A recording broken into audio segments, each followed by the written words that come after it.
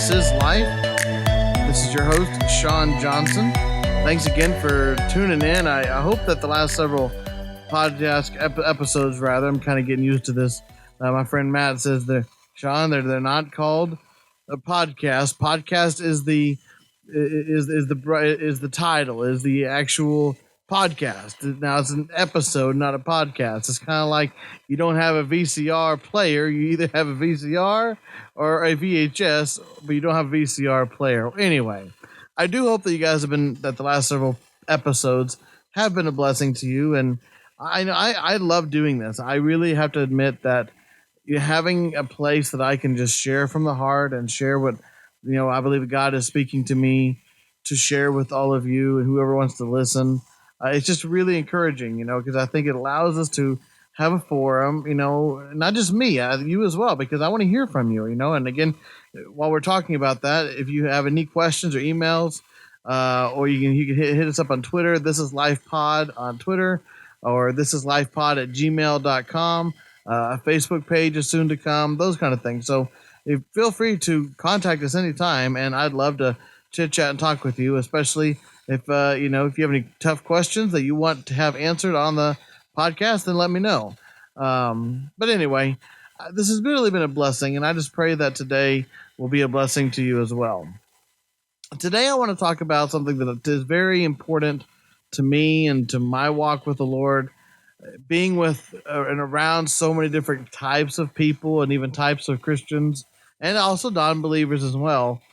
You have to really, like I said a couple episodes ago about being a chameleon, right? You have to make sure that you are, like Paul said, all things to all men, that by all means some might be saved. That's something you have to really develop and practice. Today I want to talk about the difference between sympathy and empathy. Now, those are two words, you hear, but you don't hear it talked about too much. And so I figured today, let's just kind of delve into the subjects, because especially empathy, which will be the majority of what we talk about today, that is an art. That is something that we have to actually practice. It's not something that's just God-given. It's not just a natural part of our emotional behavior. That's something we actually have to really work on and practice and to make better of. It's just like anything that, whether it be working out to get stronger or doing word puzzles to be smarter. I mean, whatever it is, maybe practicing for a sport or some sort of objective. Maybe you have a goal you want to obtain. Maybe you want to build something. You have to have practice and have to really focus on what you're doing. Empathy is the same thing. Now, real quick, because the whole what they're basically, both of them encompasses compassion. I think that we would all agree that what we need more in society, more today, is compassion.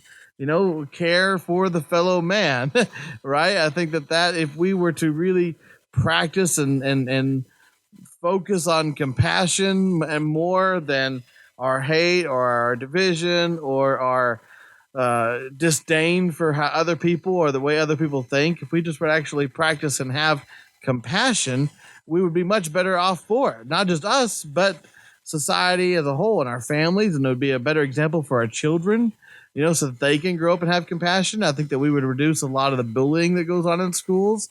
I think that we'd reduce a lot of just hurt people in general if we just were to practice and utilize a God-given ability called compassion. And specifically today, empathy. But real quick, I want to go to the dictionary. I got my trusty website in front of me that has the definitions. Sympathy. Sympathy is feelings of pity and sorrow for someone else's misfortune. Okay, you have, and this is a natural feeling. Anytime that somebody especially you care about or you love, immediately if they're going through a really tough time, maybe they lost somebody a whole dear, maybe they lost a job, maybe they're going through a divorce, maybe they had a miscarriage. I mean, something really even heavy like that. You're able to say, man, I really feel bad for them. I mean, this happens in celebrities all the time. Here recently, the Dog the Bounty Hunter. I mean, he's a very loud individual, and he had that TV show for a long time. A lot of people really loved that show, and of course, he lost his wife. And I don't know Dog the Bounty Hunter. I think he'd be really fun to meet, but I don't know him. But yet, I found myself just feeling, man, gosh, that That's really stinks that he lost his wife to cancer after seeing her battle it for a little over a year and a half. And, I don't, again, all I know is what I see on TV, but at the same time, I had feelings of sorrow for them. That's a natural feeling. When you have sympathy for somebody, you have a natural feeling of sorry for somebody else's misfortune for what they're going through.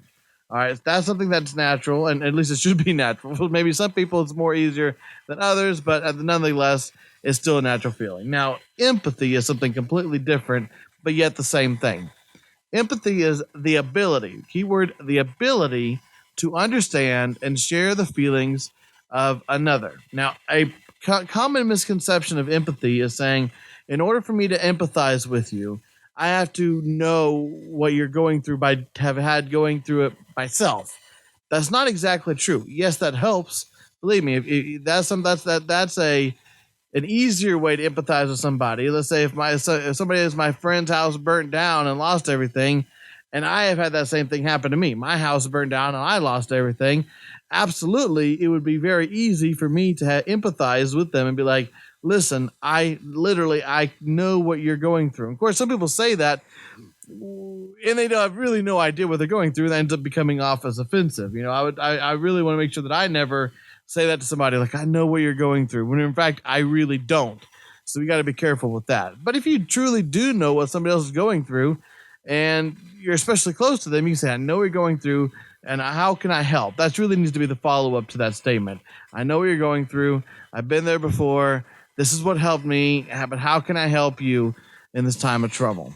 That's empathy. Now, again, you don't necessarily have to have had to gone through the same exact thing that person went through in order to truly be able to empathize with them.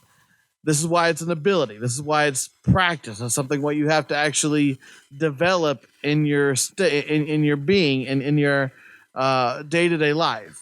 What you actually do is you can actually imagine. Remember when we were kids and we would make believe, we had maybe a friend or a make believe a tree house, and you were a pirate or whatever. To you, that was as real as can be. You truly were. The floor really was hot lava, right? That our parents maybe got mad at us because we were climbing all over the furniture, but hey, we weren't touching that floor because it was hot lava. It was real to us. That's the similar concept with empathy, is that we are able to picture, and it takes some effort, but you have to stop, and we'll get into the 3 points of empathy, how to really be able to be, how to develop your empathy. It takes really 3 different steps. And we'll talk about those in the first case. And we'll talk about those in a little bit. But what you have to do is just ask yourself, if I was in their shoes, how would I want other people to respond to me?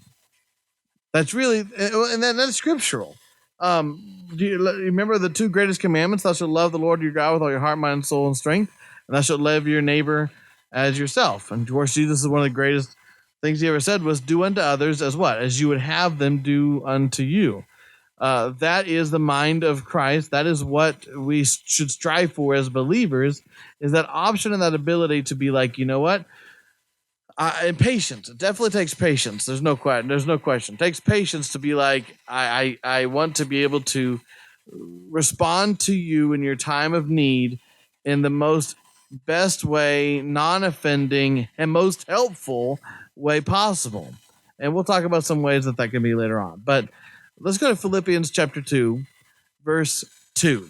Philippians chapter 2, verse 2. It says, fulfill ye my joy, that ye be like-minded, having the same love, being of one accord, of one mind. Of course, that's a lot again.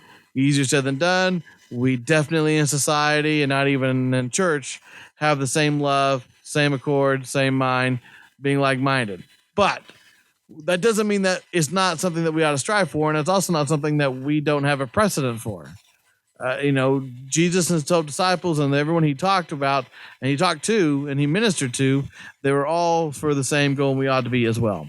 Verse 3, let nothing be done through strife or vain glory. In other words, let nothing be done so that I, as myself, can be glorified. It ought to be, the only people that ought to be glorified, that I should be looking out for, is to make sure that God gets glorified in all things, and that others are blessed and lifted up and glorified. not as glorified like a God, but glorified as in that they are in a position to be blessed in a way that I can help them. Let nothing be done in strife or vainglory, but in lowliness of mind. This is important. Let each of you, each of me, all of us, each esteem other better than themselves. Yeah, that's scripture.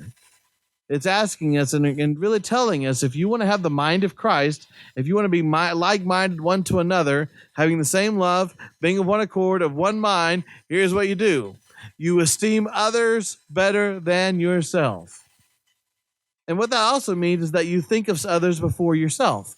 You think of how they would want to be treated, how they would want to be represented in your talk and in your talk and in your mind. You know, how they would want to be just have an experience with them. How would they want to be treated? Verse 4. Look not every man on his own things, but every man also on the things of others. Not like covetousness, not like you're not looking at, this isn't the Joneses, right? The keeping up with the Joneses where you say, hey, well, so-and-so has a BMW. I want a BMW. No, this is saying that every man on the things of others. In other words, what is important to them, I make important to me because I want to bless them, because they are my priority to see that they are taken care of. Now, why is this important? Well, friends, it's important because the only way that we are going to truly survive as mankind and together is if we just start taking care of one another again. You know, just truly having a higher opinion of one another than we do. I mean, you ever heard somebody be like, I'm not a people person. I can't stand people. I hate people. And friends, I've even said that before. Gosh, you know, if you go to a theme park or a large concert where you're around lots and lots and lots of people, like I love going to Disneyland, right? But let me tell you something. You know, I love going to Disneyland, but when it gets crowded, it's really hard to have empathy. When you're standing in line, you know, all day long, or when you're walking through tight crowds of people and you have a fast pass that you got to run and get to, and you get people in your way, I get it. However, that doesn't take away the fact that we still have a responsibility to have patience in this life and to look upon people as human beings, not just commodities and not just other beings, but human beings, people who have a history, who have a life, who had at one time a mother and a father, who have brothers and sisters, who have emotions, who have experiences. You know, they're real people. They're not just people that are out there to serve you. I've seen people like that. It seems like they walk around with just this weird sense that everybody in the world is there to serve them. You know, especially go to any tourist spot. You know, I mentioned Disneyland, but go to Hawaii or the Bahamas, and you see a lot of people who they go to an all-inclusive resort and they just think they're entitled because they paid money. Now, I get it. It's nice to have and be served every once in a while, especially when you're on vacation. But that doesn't mean that they treat people like crap that are there to take care of you, and even though you're paying them. No, in fact, you ought to make it easy for them to want to do their job and to serve you and to bless you, right? And that doesn't mean you give them a nice tip, although that ought to be a part of it, but you're just kind and, you know, relate to them as a human. I mean, how hard is that, right? But believe me, you would be surprised on how difficult that actually is for some people, just to treat people like a human. Here recently at the church, we had a large warehouse, right? And we had to clean out the entire warehouse, and it was a big, I mean, I won't bore you with the details, but we had to get rid of a lot of stuff. And so in order to get rid of all the stuff, we had to have one of those really huge, giant, like 30-foot trash cans out in front of the building. And we filled it up.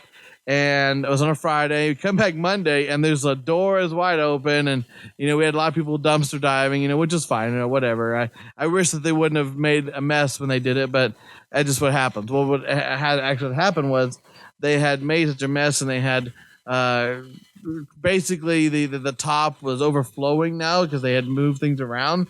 And when the garbage people came to pick it up, they had to be like, sorry, we had to come back later because everything, if we put it on the truck, it's all going to blow away because it's all over. So we had to fix it. My point is this. I called the lady and I said, I'm sorry, ma'am. I said, you know, we just had some people who were getting in the trash over the weekend and, you know, they messed things up. By the time the guy got here, we didn't have it fixed. I'm sorry. She goes, oh, I get it. It happens all the time. She goes, I mean, in fact, I'll tell you the one story here recently. There was a woman whose son passed away, who got murdered. And, um, yeah, there were people literally, there's some people who got together because they were moving and cleaning the house out. And there were literally people standing there by the trash can. And as they're filling things up, with this grieving mother, as there people are filling things up into this trash can, there's people that are sitting there like vultures, hogging, like waiting for trash. Like, oh, if you're gonna throw that away, I'll take it. I mean, I understand. Maybe they're really really having some tough times, but can't you wait, or can't you find another way to that somebody is going through a really really tough time, and even if you don't know that, I mean, why do you got to be rude? My point is this, guys, is that we got to start looking upon the things of others' needs more than ourselves. And this is not just for Christians. This is for everybody. Everybody, we have a responsibility to do that. All right, so let's get back into the scriptures. Verse 4, I'll read that again. Look not every man on his own things, but every man on also the things of others. Let this mind be in you, which was also in Christ Jesus. So somebody tries to tell you what the mind of Christ is, and it doesn't equate to look upon others more than yourself, they're lying to you, because this is what the scripture says. Let nothing be done in straight for vainglory, lowliness of mind. Let everyone esteem each other better than themselves. Don't look upon your own things, but look upon the things of others. That is the mind of Christ Jesus, the one who is our whole example for living a righteous and loving and blessed life is through him. So if he thought other people were worthy of putting himself away so that others can be blessed, then how much more should we be doing it? All right. Let's read a couple more scriptures on compassion. Okay, so I want to go to Colossians chapter 3. Let's start with verse 12. Put on, therefore, as the elect of God, holy and beloved, bowels of mercies deep within you, mercies, kindness, humbleness of mind, meekness, long-suffering, which is patience. Again, having empathy takes patience. It takes work. If I'm going to imagine myself in your position and I don't know what that's like firsthand, I have to ask myself several questions. How am I going to respond to you? It takes patience. We can't just go off the cuff and just have our mouth speak before we think. That's not the right time to do it. Forbearing one another. Okay, in other words, you carry each other's burdens. That's what I'm talking about. Empathy is about carrying each other's burdens, lifting each other up. If somebody's going through a difficult time, that is the time that we just say, hey, you don't got to do this alone. Not only do you have God behind you, but I'm going to be right there with you. I'm gonna, if you whatever you need, if you need just to be in the room with you, if you need to be quiet, if you need to talk, if you need to embrace, if you need to be having, if you need a hug, whatever. But I'm here to carry your burdens with you, and forgiving one another. If any man have a quarrel against you, if you know of anybody who has aught or an anger or some sort of discord, even if you are imagining it. There's been times, where I've had to call some of my best friends and be like, listen, the other night you seemed a little, edgy. Now, I don't know if something, we didn't really talk that much, or I didn't get to say goodbye to you. I noticed that just something was off. Hey, man, are we doing all right? Do we have everything in order? Are we straight? And sometimes, hey, man, I'm good. I just going through a rough time. If my work's really, kicking my butt, or, whatever it is. Or it could be, actually, yeah, man, you said something that really kind of hurt my feelings, and I didn't really know how to tell you at the time, but now that you mention it, I really kind of want to talk about it. If I would have never recognized it and had the patience to think, hey, something was a little off with my buddy, why, if I would have just been like, that's just how he was, or he's in a bad mood, or I'm not going to care, I'm not going to worry about it. Well, what's going to happen? Well, especially if I never make an opportunity for resolution to happen, what's going to happen next time I'm with him? Or maybe I really do offend him even more. And it's just going to be added on to the time before that never got fixed. What this is saying is, if somebody has a quarrel against you, you go to them, you find it, you fix it, and you attempt to really make it right. Even as Christ forgave you, so also do ye. And above all things, verse 14, put on charity, which is love, right? Which is the bond of perfectness. People are like, I want to be perfect before the Lord. Well, you know how God sees you as being perfect? Is you have love. Yeah. I know you're probably tired of hearing me say it, guys, but I mean, what else is there? I mean, it's the natural emotion that we have as disciples of God, but just as creation, it's as humankind, and somehow we lose it along the way. But I mean, have you ever witnessed or been around even children? Right? They're just very loving and kind, and they're affectionate, and you know, they want to be around warm people. Um, sometimes we don't grow up to be like that. Like, again, there's some people that just walk around and they're just angry all the time, and they don't like people. I don't like people. I don't like it when people touch me, or I don't like people talking to me. I don't like how, and I get it. Some people we just, we're like that. But man, we gotta ask ourselves: is that really the right attitude, or should we maybe work a little bit harder on enjoying people around us? And yes, we can enjoy nature. We can enjoy the mountains and the oceans and animals and all the wonderful things that God's given us. But truly, some of the best blessings is in people and just have relationships. None of us want to be lonely. We may say we like to being alone, or we like binge watching Netflix by ourselves with ourselves and ice cream and popcorn or whatever. But truly, at the end of the day, that's not what any of us really want. I can't imagine that. If that's the case, then maybe we're more far off than I like to think. But I'd like to truly think that the majority of people still want relationships with other people. They still want to have a friendships and relationships and bonds that that helps them to become better people themselves. And the only way we do that is by engaging ourselves. I mean, if you're listening, you're like, well, Sean, this is all great and all, but I really don't have a lot of friends.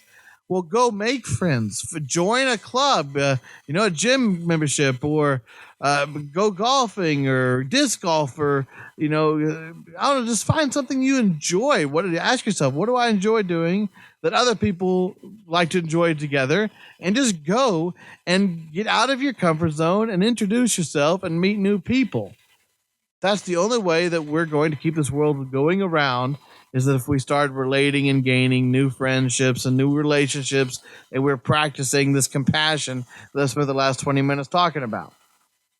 All right, so empathy. There's 3 steps toward practicing and really making empathy a part of your life. The number one thing you have to do, the first thing you have to do, rather, when you're faced with, somebody comes to you and let's say they're hurt, they're really, we'll go back to they lost their house in a fire, right? This could happen. Somebody comes to you, or you hear about it. Somebody's, tragic happens. Maybe they left the oven on or something. I don't know. The house burns down. They've lost everything, or a tornado, whatever it is. And you hear this through the wind. Maybe you hear this directly, maybe through a text message, or indirectly, like through another person. But you just haven't, in your spirit, number one, you're feeling sympathy. We already covered that. That's natural. But yet you want to do more than just feel bad for them, right? Like, you want to be, this is somebody you love, right? This is somebody you care about. So you want to actually be of some sort of assistance, even though you don't know how. Well, this is what you do. The first thing is you got to stop. Okay? Stop. Imagine yourself as that person. In other words, put yourself in the position of that person. If this was happening to me, if this had happened to me, how would I want people to respond back to me? How would I want my friends to respond to me? Maybe it's my spouse. How would I want my spouse to react to me? So that's step 1. Stop. All right. I get it. Sometimes we want to help so bad, and we want to have the right words to say when someone comes to us, or we know somebody's going through a tough time. I mean, this happens a lot, even like at funerals. I mean, the funerals are some of the most difficult experiences that we're ever going to have in this life. And I've been to funerals for a very young child to an older person, right? And everything in between. And if grief is grief, no matter what, people at funerals are hurting because you are there to celebrate the life of somebody that you loved very, very much and whom you loved very, very much, or obviously you wouldn't be there. So what do you say, especially to the family, especially to the close family, to the parent, to the child that they just lost, or to the wife, who just lost her husband of 50 years? What do you say? Well, let me tell you something. The thing you don't say is, "How are you?" Okay? How do you think they are? Be creative. Don't just say, "How are you doing?" I mean, maybe slightly better is, "Are you doing okay?" But even then, that's kind of a dumb question. Or, "How are you holding up?" The best thing you can say to somebody who just lost a loved one is, "I'm here for you when and ever you need me." That's that right there. You just acknowledging that you are putting their needs in front of yours, their emotions, their feelings, and you understand that you're just there to be a servant to them because they're going through one of the most difficult times in their lives, and you want to be there to support them. The best way to be like is, "Listen, I'm here for you, whatever you need," and even go beyond that. I mean, don't overstep your bounds, but especially if you're close, just figure the things that they need out and just do it. You know, don't wait for a um, a clipboard to be passed around to deliver meals. Just bring them a meal and be like, "Listen, I don't know if you have dinner tonight, but I just wanted to, I put this together, just a blessing. You put it in the freezer, whatever you want to do with it.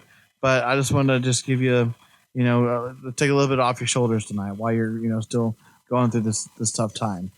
But stop. That's the first thing for empathy is to actually stop and be like, "How would I want somebody else to respond to me if I was going through the similar or same situation?" Number two, the second thing that will help us practice empathy is we got to choose.